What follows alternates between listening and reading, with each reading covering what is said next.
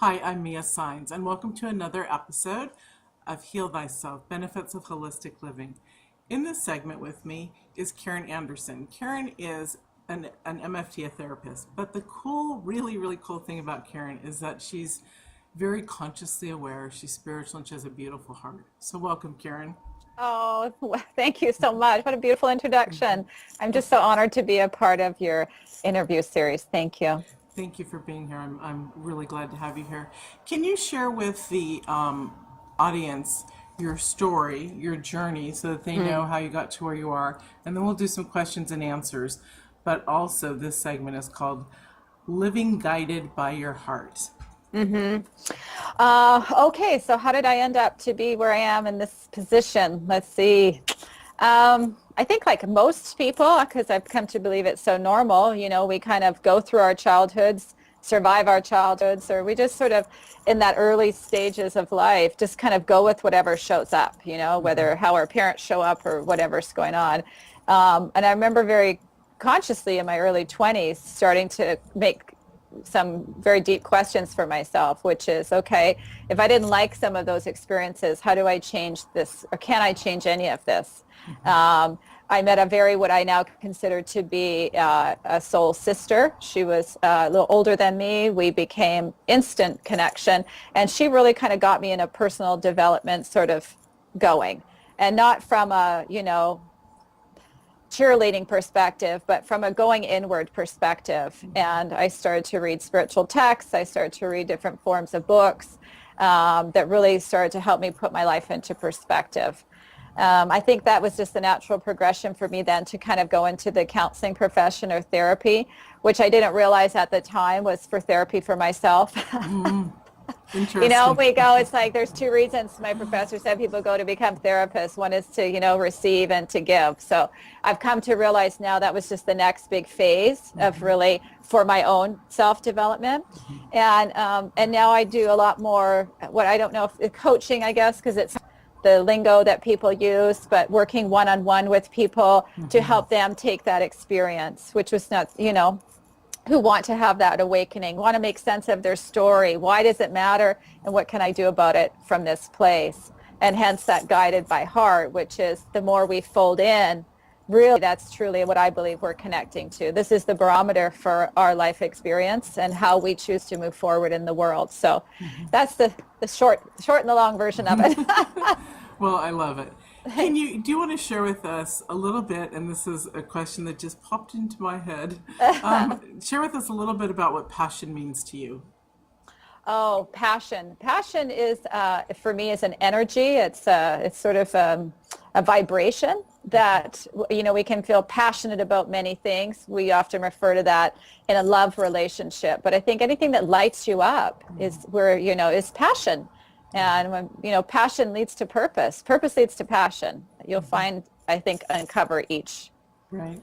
Yeah. I think when you live in your passion, you do find your purpose, and when you discover your purpose, you're motivated by your passion. So it's a beautiful intertwined, almost like one of those helix type shaped things that go back and forth like DNA. Yeah. So it's very cool. One thing that I really like about you as a person and as not that we've had a session together, but we're similar colleagues. We've been in coaching programs together. What I love about your work, or what I love about you, is that you bring a spiritual consciousness awareness to your work. And I know that when I started therapy years ago, truly, well, I had gone through different therapists and thought, oh, this stuff doesn't work. And then after my second son was born and I had postpartum and a friend recommended a therapist, it clicked because she was spiritual and because she lit my light inside, like you were talking about your soul sister, that I realized that you cannot be truly healed unless you're connected with somebody who understands the spiritual concept and brings that in to nurture your whole being. What is that like for you to coach and to work with people on that aspect of nurturing their whole essence? For me, I think that's really the energy of it. That's the food of it. That's the gifts that we can give. If there's any gift I could give another another person, is to show them that spiritual beingness inside of them. because I think that that's how we hand them back the keys to their life, quite literally. You know, all good things from here go up through here to source. And so when someone gives you that key for that lock, if it's been closed, then you suddenly have a passport to anywhere you want to go. I mean, universally even, you get to tap into your own guidance. You get to, tap into your own higher self. You no longer have to go outward and ask somebody, is this right for me? We go in and we ask, is this right for me? So, not sure if that answers the question, but that's It's that. beautiful. It's totally Yeah. beautiful because it shows how you work with people and also shows who you are. So yeah. Do people in general, and a lot of people watching this will be either on their journey or just starting their journey. Do people in general come to see healers in your capacity to be healed, or do they come just for pain, to relieve the pain, or do they come for or does that come later, the conscious awareness of the growth? I think it comes in both ways, depending on the person. You know, for some people, they have, which is their soul calling out to them. They have that questions that start to come inside of them. You know, that's their intuition. That's their soul calling them to step up, to step in, to gather this information. And so some people arrive into my practice or into a coaching perspective with me in that way. They're like, I've either read about you or I've followed you or there's something that's resonating. You know, can you show me how this works? And then for some people, which I say is how they've planned their life this time, for some people, they need to hit a really strong pain point. They come in and they say, I'm broken. And there is no one broken. It's just we've allowed ourselves to arrive at the place where it seems so messy and so broken that it's unfixable. And that's the turning point for many people, you know? I like that you said that because no one is truly broken. It's just a something that we've been raised with on this planet, not on that Yeah. conscious level that we have to stay down. I'm not sure why that is. Is there any therapy or psychology written about that? Why? And maybe because psychology is not the same as spirituality, maybe in the early days when it was written, they didn't come together like they are coming together now. I think so. There's two kinds of trains of thought that are really kind of popping up for me as you're saying that. The one is that some of the therapies that I use with people, whether there's one that I love, actually it's based out of Santa Monica, lovely people. It's integrative body psychotherapy. They talk about every human being has sort of a basic fault, which is ours to identify. It's a combination of experiences we may have had through childhood. I also come to believe it's what we bring this into this lifetime to learn lessons. And really it's the lens at which I'll look through the world. So if I'm going to take something the wrong way, that is the way that I will take it. And it's very consistent. I'm not good enough. I'm not lovable. I'm not something. Fill in the blank, right? That's our theme. So we come in with a theme or something to work through. And I say to people, that is what life is. Life is experience of, it's lessons to learn. We learn to move through that, I also think, and there's a couple of different therapies that we talk about that. We learn to tap into that. And we know that we have that, but that's not who we are. That's what my personality or my ego is telling me I'm lacking in some way. But I'm divinely perfect. So we have to get people really anchored into that first, I think, because that's the grounding place. Yes. When That's the everything else, glue. that's it. That's the hook. Because when everything else gets shaky, that's what I have to be able to hold on to. I also really like this, and Brene Brown introduced me to it, the scarcity culture that we're in. We are breeding and have continued to breed, and it's getting exponentially out of control, a scarcity culture of not enough. We are never rich enough. We are never thin enough. We are never something enough. The news will tell us where we're lacking. The media is terrible in telling us where we're lacking. Messages bombard us, our consciousness and our subconsciousness that we don't even realize of the thousands of messages a day where I'm told I'm not enough. So reinforced, do we come with some? Yes. Do we add it through childhood, through our story? And then does the world have an infrastructure to continually remind me where I'm lacking? Yes. So, And that is really, really, really a sad statement about us, but it's true. And that's really also what we talk about at times when we say people are wearing a veil, they're just, yeah. remove it and see what's really there. Is they do live in this scarcity and lack, and I'm not sure why, besides the media, of course, they love to hop on everything, but I'm not sure why it's so prominent. I mean, there's esoteric type of thoughts going on that, we could Yeah. talk about, but Yeah. I'm not sure if people want to know about being on Our a prison beliefs. being on a prison planet or something like that, even though it's incredible. A couple things. I want to talk a little bit about scarcity and lack with you, since you brought it Okay. up. So, how would you, like a tool or a tip? Okay. That's a good one. Let's do a tool or a tip. How would you bring people, say somebody came to you, and this is like probably the average person, I think. I'm just trying to think of people that I know, people that I work with. They come to you and they would say, I can't do this, whether it's a religious upbringing or whatever that has implemented and settled into their being. I can't do this. Well, it's so funny because I almost can't give it to you because I know the answer. You know what I mean? It's like, because I want to say, yes, you can, and you get rid of that. So what if somebody comes to you? We have those negative Nellies, those dismal Davids, those people that just really can't get their ass moving. Excuse me, can't get themselves up Quite and out. literally. Yeah, Yeah. exactly. How would you be able to work with somebody to motivate them up and out? Okay, that's a tricky one at times because I'm really clear and I tell I'm not everybody's cup of tea because I'm a pretty, I can be pretty strong in my character and my opinions about things. And my spiritual beliefs dictate that for me, that there are no victims.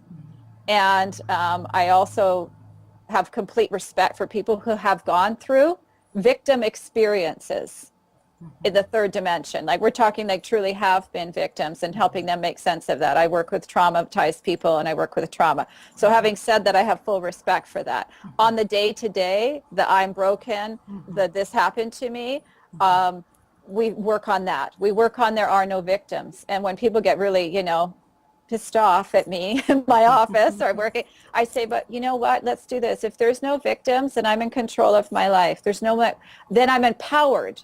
And from that empowered place, I can choose something different. And we shift. You take your power back if you stop aligning with the fact that there's any form of victim or anybody's done anything to you or anybody can make you feel any way. So we start closing all the doors of energy or sort of bonds where you think that everything is, a victim of circumstance. Life is happening to you. So that's one of the ways that we do that. And once people start to see that, then we can teach people tools which we know of to create a different experience for themselves. And realize, you're going to feel like you're lacking somewhere. I normalize that for people too.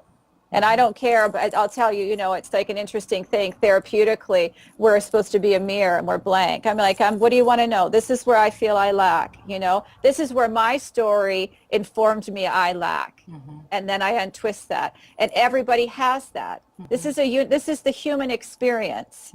So it's really a puzzle for people to figure that out. Why tell myself about where I lack or who I am?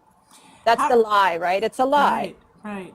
How do you get that out of people? Because sometimes people don't, people have to discover it for themselves, really. And a lot of times when they allow themselves to feel it and to be in that space of healing, I guess Yes. you have to know, I want to heal in order for it to come out. Yes. How do you let them know? Is it just always spontaneous, self-reflective on their part, or are there those aha moments with people on that, it's really finding that whatever that trigger or that thing that bothers them that they never even realized that they just totally, had a cover over their eyes and they took off their glasses and it's like, oh my God, this happened to me and I've been living behind, all these excuses because I didn't know how to deal with it. How do you help people find that? Do they find it on their own? Do you help jog memories certain ways? Yes, I think, there's two ways. If we're one-on-one and we're face-to-face, what I'll do is I help people, I chart their families. We'll go up 2 generations. And it's not like what we would call therapeutically a geneogram. We track by emotion and relationship, going up 2 generations, both sets of grandparents and down. And then we track love relationships. It can take an hour or 2. And with different ears, we will hear themes and I'll just start to write them. I do it on a whiteboard, and people will they will be having aha moments. Plus the physical body is the barometer. It's stored every emotion we've ever had. And if you ask somebody the right question, it just happened to me yesterday. She burst into tears and she said, I don't even know why I'm crying. I go, well, it's okay. It's just some trapped emotion, right? So we circle that area. It's an area to come back to. That's where we get implanted messages of something that we might be fearful of or so on.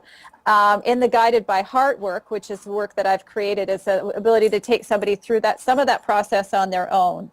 You know, you can look at your own timeline in your own life. And I mean, it's perfect. I mean, if you ask somebody, what are the pivotal moments in your life? They'll tell you, they'll go, oh, this, and they'll go, but I don't know if that's true. Oh, yes. You know what I'm saying? You know, I think it's this. And I'm like, yeah, then that's what it is. Exactly. And then we go to those moments and we start to see, what did you tell yourself in that moment? How did you start to protect yourself and turn your light down? And how do we turn it up? And how do we heal what's happened to you there? You know?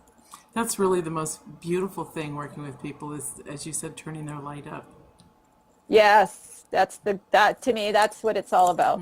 We just. Do you want to talk a little bit about your work process, living guided by your heart? That came about taking, it's a sort of a work in progress, and actually it's your listeners, if they want, there's some lessons, they're going to get that as a gift at the end to start to take a little bit of look. I'll tell you, it's a very vulnerable piece of work for me, because it started to arrive to me, how else to say it, just sitting and writing, and I realized, okay, this isn't really me, but I'm going to go with it. That started the foundation of it. I took 2 groups of women through this work over a 6-month period, and I started to share, different exercises for them to do. And really what it is how do we live guided really truly by our heart, pure heart, which is what is truly right for me, what is authentic for me, what's compassionate for me, what's in complete alignment for me. And there's definitely some work, I think, that we have to do if depending on where we arrive in that place, because we're receiving so many messages from the world, whether we're overly dependent on people, whether we've got some self-loathing, or whether we've got some scarcity. These are all layers to living pure heart. Pure heart is, I'm really just fabulous the way I am. And I can say that for myself, but I can say that for everybody listening. There's nothing wrong with you. Right. You are not broken. Yeah. So that's what living guided by heart is. I love it because more than we would think, but not very many therapists, counselors, even I talk the kind of talk that you're talking. I know you do. But the way you have it is your way, and it's beautiful. I'm like, I like that. I'm going to get her free gift.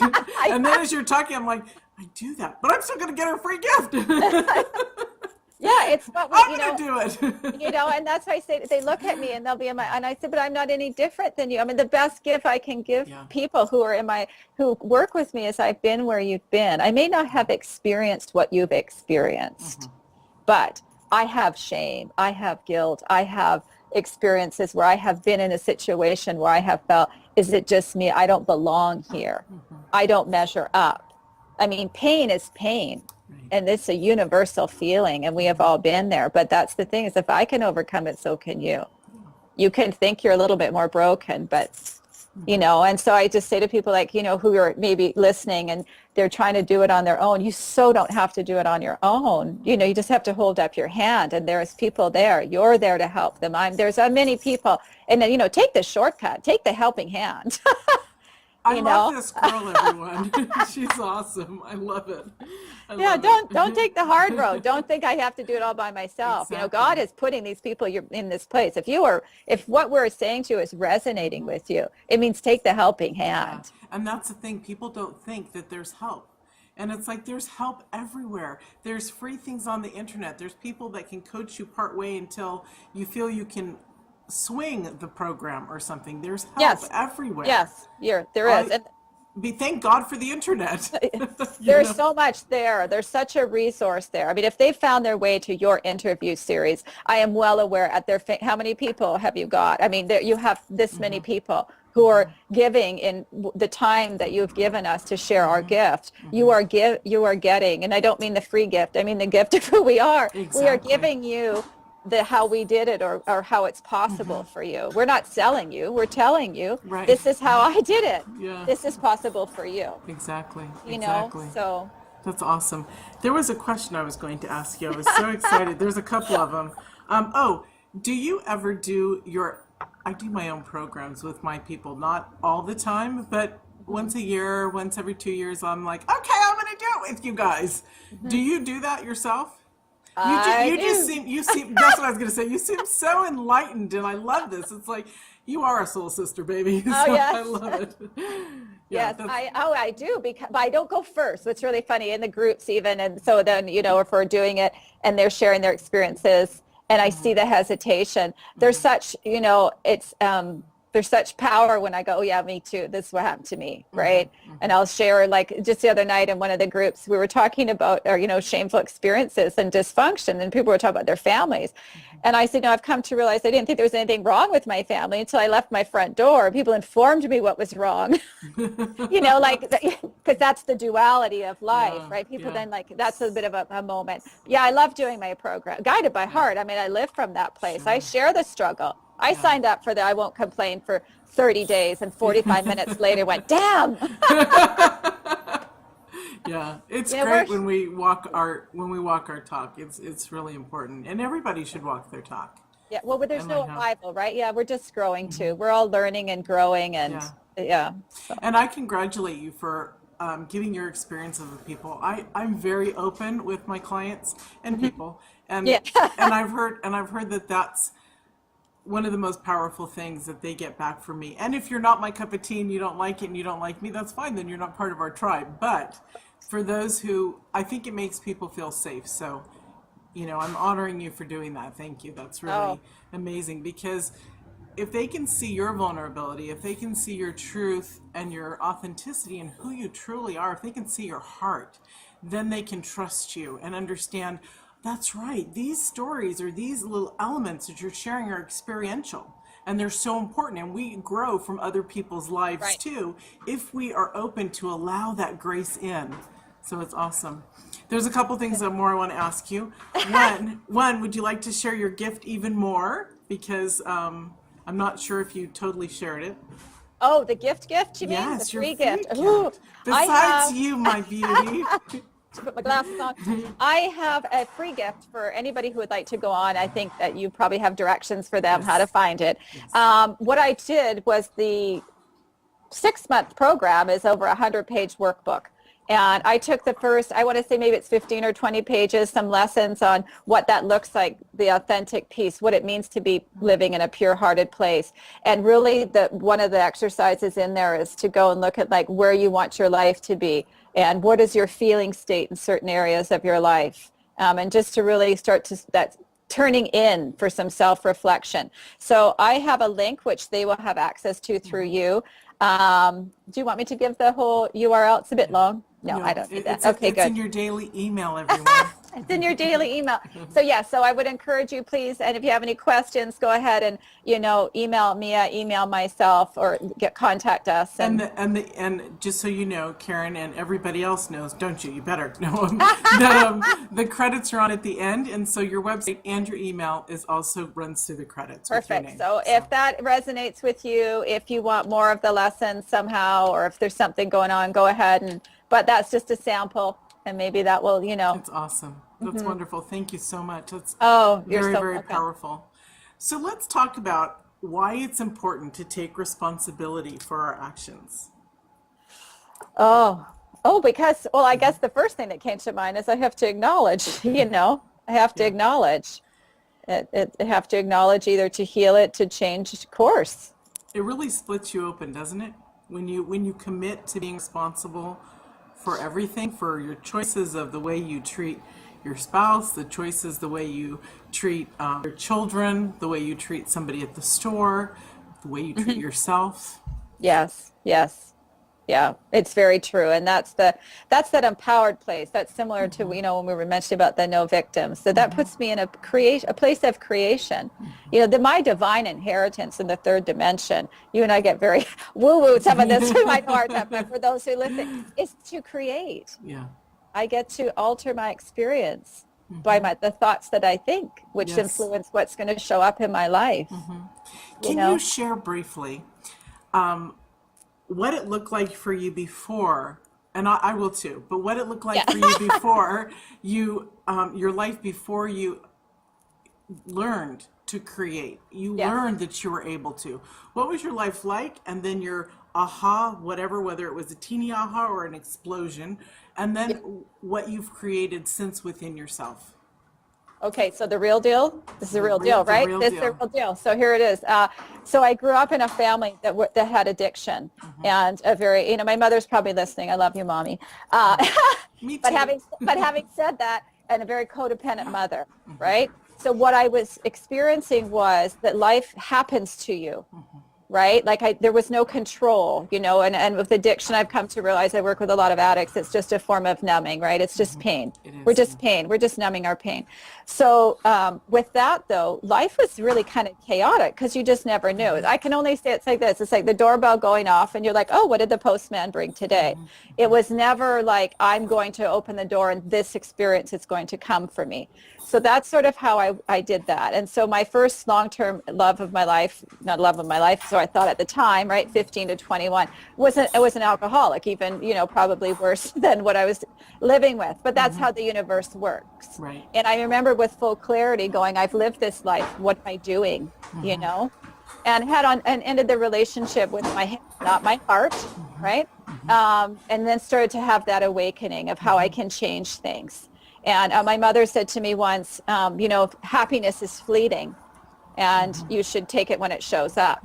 And so I did. But what I really come to find out in that moment and very many years since is that actually it's not fleeting. Happiness is something that I can create for myself on the daily. I can create experiences in my life. And I shifted in that part, probably in my 20s, as I said, into realizing that I can change anything. And I'm not saying for anybody who's listening that that's not painful. Change can be very painful. It's really because we're growing so much out of our own skin, it can feel very painful. But when we embrace that and realize that that's the most empowering thing, then that's how we open the door and say, oh, I want to have this. Oh, look, here it is. I create that. Yeah. And so That's beautiful. It's beautiful, and that works for everybody. I'll just do mine really quick, because I promised. I came from a very dysfunctional family. A lot of people know that I was like premature by 3 months. My twin sister died. A lot of chaos that went on. Although I was raised metaphysical, there was still a lot of abuse from my mother. And so I grew up just wanting to please. I was the one that made my parents stop fighting and to come back together every single night until my dad died.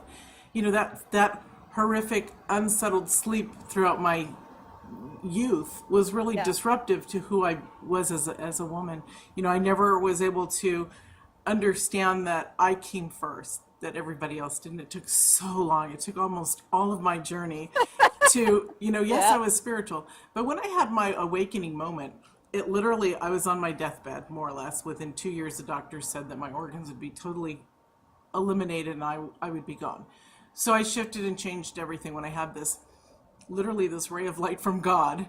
And the Dream, Believe, Create came out. And I literally dreamed the most magnificent life I could think of. What would that be like? It was on my birthday. I was like, I've been unhappy my whole life. I'm to die in 2 years. What would it be like to actually live? And so I dreamt it, and I believed I could create it. I mean, I believed I could lose weight. I believed I could have a happy relationship, and it didn't look like it was with my husband. My kids, what that would be, what my business would be. It was so magnificent, Karen, that it lit my light. And from that moment, I started creating. And the more, wouldn't you agree, the more we create, the more fantastic life is, the more unbelievable. absolutely. That's awesome. I just love that. Okay. Yeah.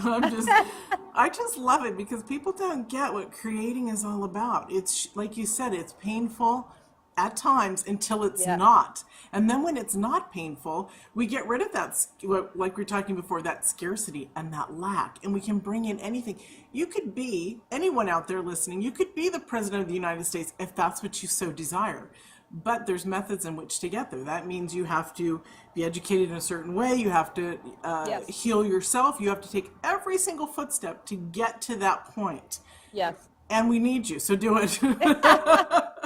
And that's a beautiful, yes, we need you because, you have a gift as well. Every human being has a gift.